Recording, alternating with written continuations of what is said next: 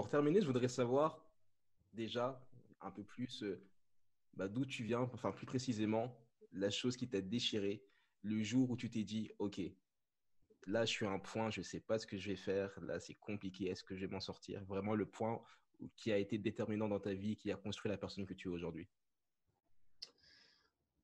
En fait, moi, j'ai toujours été très attaché à la famille et j'étais très touché de voir.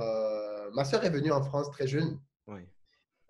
adolescente même, et j'ai toujours été très marqué par les difficultés financières que ça a venu en Europe assister dans la famille. Mhm.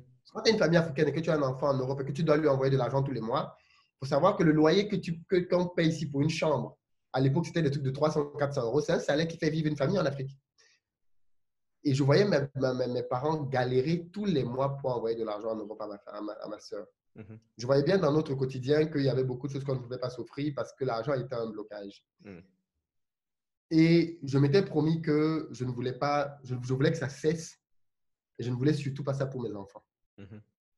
Et donc, en grandissant, je n'ai jamais oublié ce que c'était que la précarité et ce dans quoi elle pouvait t'entraîner et comment est-ce qu'elle pouvait t'exposer aux choses. Parce que la pauvreté, c'est quelque chose d'horrible. Hein. C'est-à-dire, Mhm. quand les gens parlent de pauvreté en Europe, ça n'a rien à voir avec ce que les gens vivent en Afrique. Et quand tu as vécu ça, ou quand tu as vu les gens vivre ça, Mhm. tu ne veux surtout pas te retrouver là-dedans.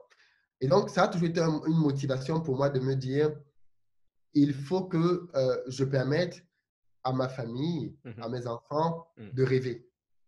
De De rêver. rêver d'autres choses et d'avoir d'autres possibilités dans la vie. Parce qu'en fait, c'est ce que l'argent fait. Mhm. L'argent ne fait pas de toi quelqu'un de bon ou de mauvais. L'argent est un révélateur. Si tu étais mauvais avant, l'argent va juste l'exposer davantage.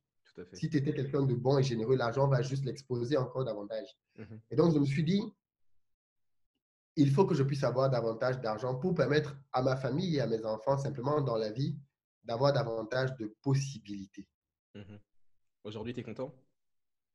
Alors, je suis très content. Je suis très content parce qu'aujourd'hui, l'argent, ce n'est pas un problème dans ma vie. C'est très, je ne prends aucune décision dans mon quotidien sur la base de l'argent. Je prends des décisions sur la base de ce que j'aime.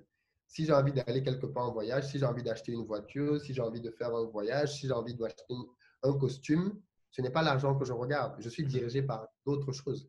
Et ça, c'est bien parce que à ce moment-là, à mon avis, l'argent retrouve sa vraie place, un Ouais. outil. Un outil. Tout à fait. Pas un maître.